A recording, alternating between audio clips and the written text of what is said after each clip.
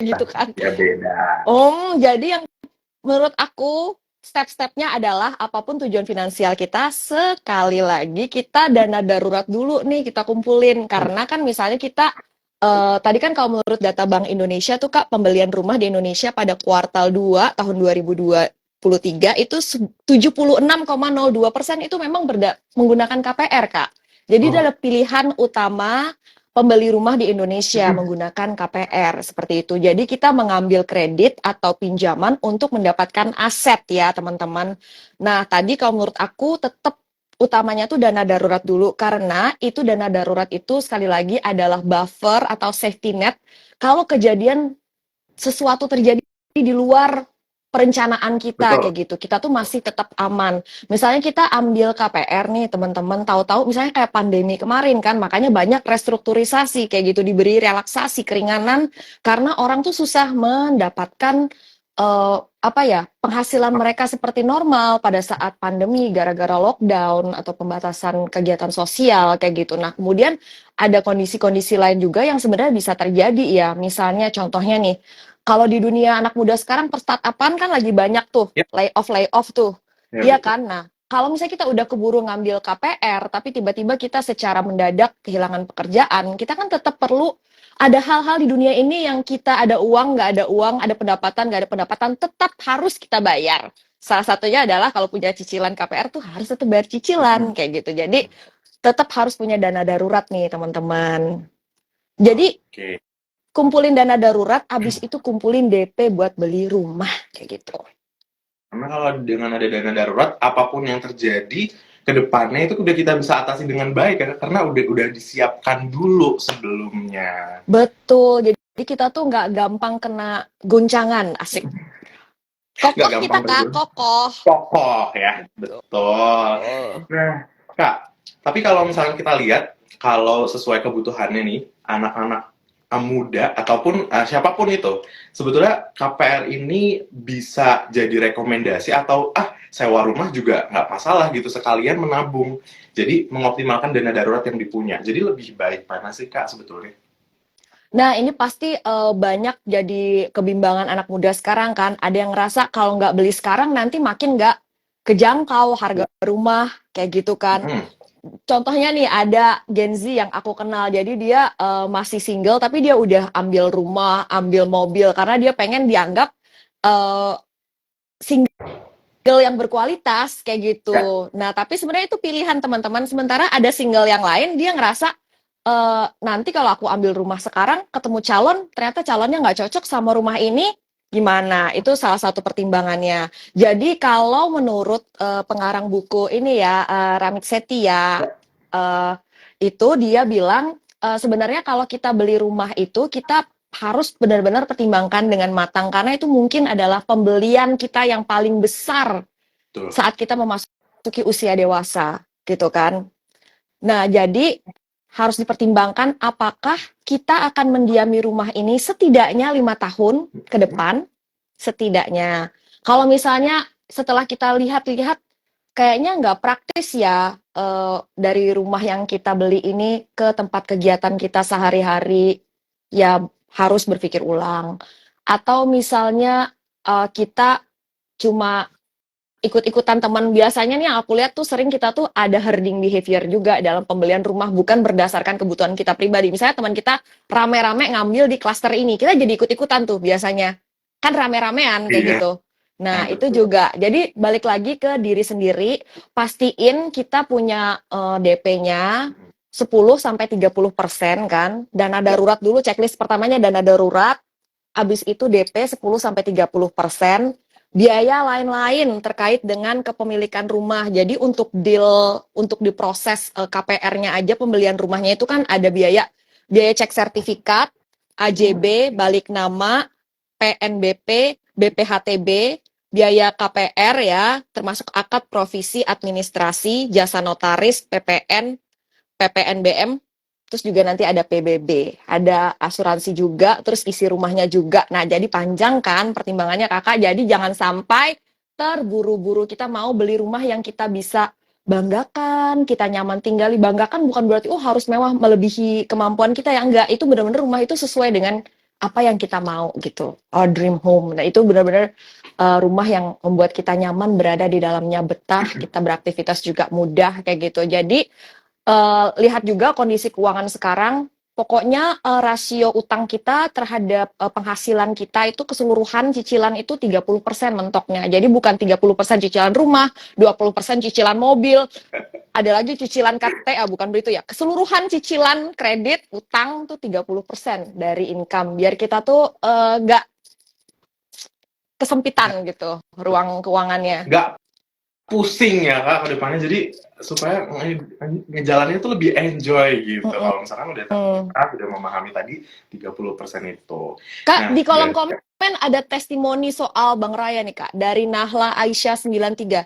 Di Bang Raya tuh banyak banget cashbacknya, keren pokoknya. Nah, wah keren. Kita Kak Nahla Aisyah ini Kak, kalau aku boleh info, ini tuh biasanya joinnya di platform sebelah gitu. Jadi kali ini penasaran sama Kak Alin Wiratmaja, butuh informasi soal pengelolaan keuangan, jadinya join di sini gitu. Sering yo, gak mau. Nah, Kak, oh berarti tadi selain sebetulnya dana yang perlu kita perhatikan dalam contohnya KPR itu ada banyak ya Kak. Turunan-turunannya itu ternyata banyak banget dan itu yang Betul. mungkin apakah itu juga pernah miss gitu? Apakah ini permasalahan-permasalahan yang mungkin suka kurang diperhatikan sama orang-orang yang ngajuin KPR atau gimana Kak? Bisa jadi, karena kita biasanya tuh mikirinnya, asal udah terkumpul DP-nya, kita oke, aku bisa nih, kayak gitu. Itu sih kadang-kadang suka kita miss, dan sebenarnya teman-teman kalau bisa DP-nya agak lebih gede tuh lebih baik banget, karena sangat sangat impactful banget kebesarnya cicilan dan tenor kita nanti gitu, dan total cost KPR kita. Jadi sebaiknya sih aim higher aja ya, DP-nya gedein dan kemudian tambahin lagi alokasi dana untuk biaya lain-lain dalam pembelian rumah. Saya zaman dulu waktu ambil apartemen tuh nggak memperhatikan biaya lain-lain ini, padahal lumayan juga Kak. Untungnya, zaman dulu ya, zaman dulu ya, masih muda Zaman dan dulu ya. tidak paham ya. Untungnya ada rezeki kan, kayak gitu. Jadi masih bisa nih tereksekusi pembelian apartemennya. Tapi kalau daripada mengharapkan keajaiban-keajaiban yang belum tentu terjadi gitu, lebih baik emang kita prepare aja dengan matang di awal gitu. Oke, kita prepare, kita siapkan dari awal. Oke, kawan Raya jangan lupa untuk follow Instagramnya Bang Raya, karena kita bakal ngebahas terkait soal pengelolaan keuangan dan juga informasi-informasi menarik lainnya juga. Jangan lupa follow Instagramnya Kak Alin Wiratmaja biar dapat update tuh terkait pengelolaan keuangan terkini. Kak, ada Gitu. yang nanya cicilan buat nikah. Wah, Oh, ampun seru ya. tuh. Itu kayak udah mau nikah tuh Kak, besok Kak. Oke, Kak Alin, pertanyaan terakhir nih. Nih, berarti Kok tadi kan terakhir berarti sih Kak? Kan masih mau lagi. iya, sebetulnya kita masih pengen nanya banyak banget. Oh, aku mau bacain pertanyaan dari kawan Raya dulu nih. Ada pertanyaan Kak dari Kak Gibon Tamba. Kak Alin, dana darurat sama nggak sih dengan asuransi? Oh, Sama nggak tuh Kak? beda guys, beda. Jadi asuransi dana darurat. Dana darurat Jadi dan asuransi dan iya, asuransi. dua-duanya tuh proteksi ya. Satunya proteksi terhadap risiko terjadinya masalah kesehatan, satunya terjadinya risiko masalah keuangan kayak gitu. Karena ya kalau misalnya teman-teman yang tinggal di Jabodetabek mungkin pernah lihat ya bil rumah sakit temennya Oh, kayak 3 hari aja gara-gara polusi masuk rumah sakit belasan juta, puluhan juta. Aduh, itu kalau dana darurat kita mungkin sudah berapa persen kepake kayak gitu kan. Itu baru yang sakit ringan kayak gitu. Apalagi kalau misalnya nok sakitnya berat kayak oh. gitu. Aduh, mau dana darurat kita segede apa kan? Tetap harus punya asuransi. Jadi itu asuransi itu emang udah kita sisihin, alokasiin untuk kita bayar untuk menjaga kita dari risiko kesehatan. Jadi jangan pernah ngerasa asuransi itu adalah investasi, dan jangan ngerasa rugi kalau asuransinya nggak pernah dipakai. Bersyukur kalau nggak pernah dipakai, berarti sehat terus. Sehat. Suami saya membayar asuransi sejak mengenal saya. Jadi sejak mengenal saya suruh punya asuransi ya. Jadi 2012. Dari 2012 bayar premi sampai sekarang belum pernah dipakai sekalipun asuransi kesehatannya. Ya nggak apa-apa, syukur berarti sehat. Gitu. Dana darurat tetap harus ada. Tuh, berarti beda ya, karena penggunaannya juga beda dan mungkin jumlah yang bakal dikeluarin itu juga beda, dan dana asuransi ini atau asuransi ini bisa mungkin mengcover lebih jauh dibanding dana darurat yang udah kita siapin. Gitu tuh, Iya, Kak. Kak. Oke, sekarang kita ke pertanyaan terakhir. Aduh, sedih banget nggak sih, Kak? Kita tuh baru ngobrol gitu. Terus Iya ini juga udah loh, terakhir Kak Devi seru banget aja. deh. Kak Alin juga gak kalah seru. Pertanyaan terakhir nih, Kak. Kan tadi udah dana darurat, ada dana investasi, berarti kan ini perlu kita save up gitu. Uang yang kita punya kita perlu simpan gitu. Lalu, bagaimana cara mengelola keuangannya itu? Bagaimana cara mengelola antara um, dana investasi dan juga dana darurat itu tadi? Tips-tipsnya nih, Kak, tips simple atau tips gampangnya supaya kita tuh bisa konsisten gitu dalam mengumpulkan atau menyimpan dana-dana tersebut. Boleh, Kak? Iya, jadi kita meski apa dalam mengumpulkan dana untuk dana darurat maupun juga untuk tujuan jangka panjang, kita tuh intinya mulai aja dulu, itu udah pasti. Start small, yang penting tuh nafas kita tuh panjang karena yang kita persiapkan tuh macam-macam ya, Ya. Kak. Dari dana darurat, kemudian nanti saat kita mau punya hunian, kita harus siapin juga. Saat kita mau punya kendaraan, kita harus siapin juga. Saat kita berumah tangga, kita harus siapin juga.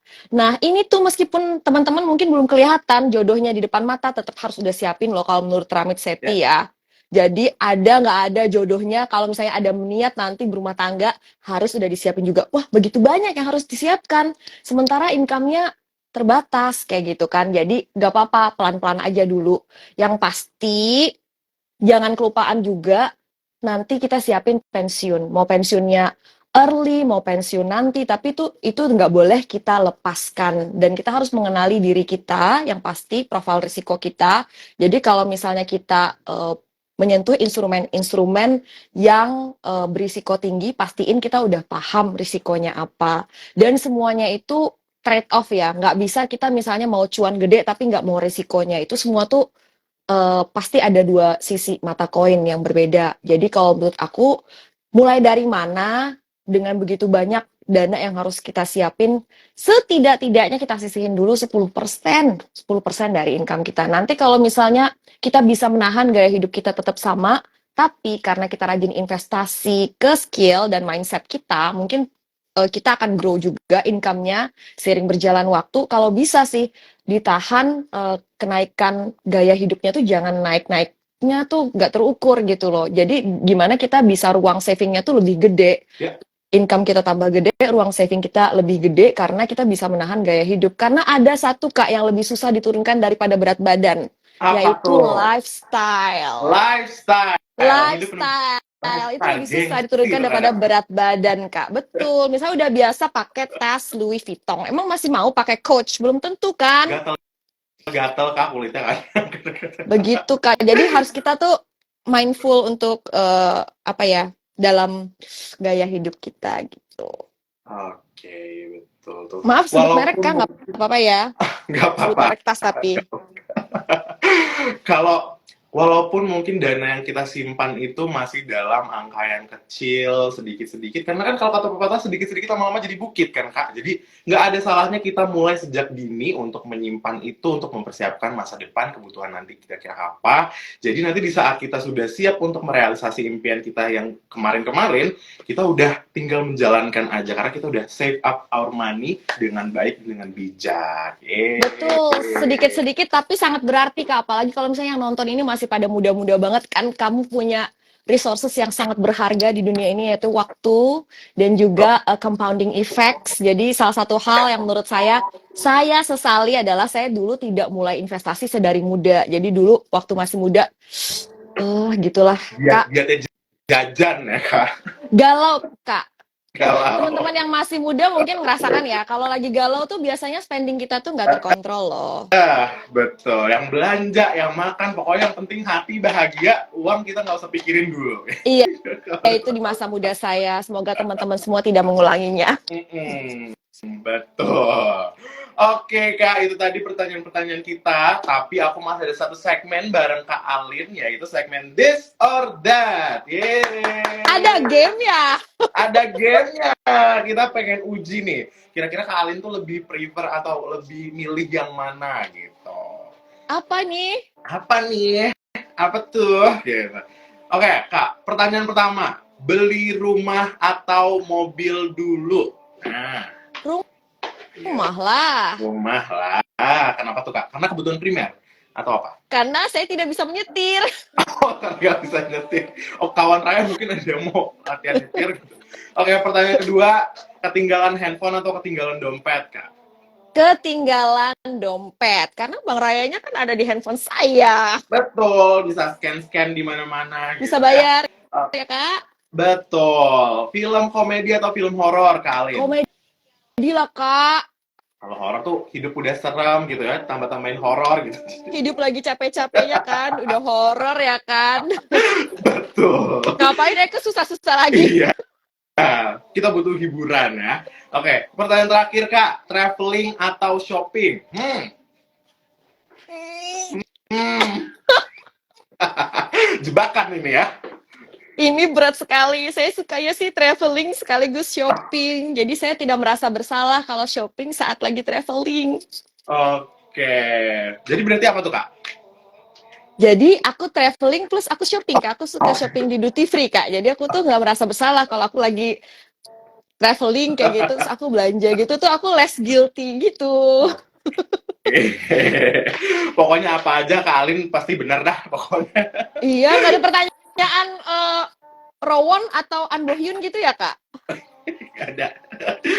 Oke, Kak Alin itu aja. Baiklah. Tadi pertanyaan kita, sesi tanya jawab kita dari This or That. Terima kasih Kak Alin Wiratmaja sudah memberikan informasi, sudah memberikan insight buat kita. Semoga kedepannya kita bisa lebih bijak lagi dalam mengatur keuangan, khususnya dari dana darurat atau beli rumah dulu atau dana investasi gitu. Dana darurat dulu, rasakan keajaiban dana darurat nanti pasti lebih cepat mencapai goal-goal yang lain beneran. Betul, jangan lupa nabungnya di Bank Raya pastinya. Betul, 6% tapi tetap gampang ditarik tanpa biaya admin. Ih, pinter kali. Sebarkan kode referralnya ya. Iya, betul.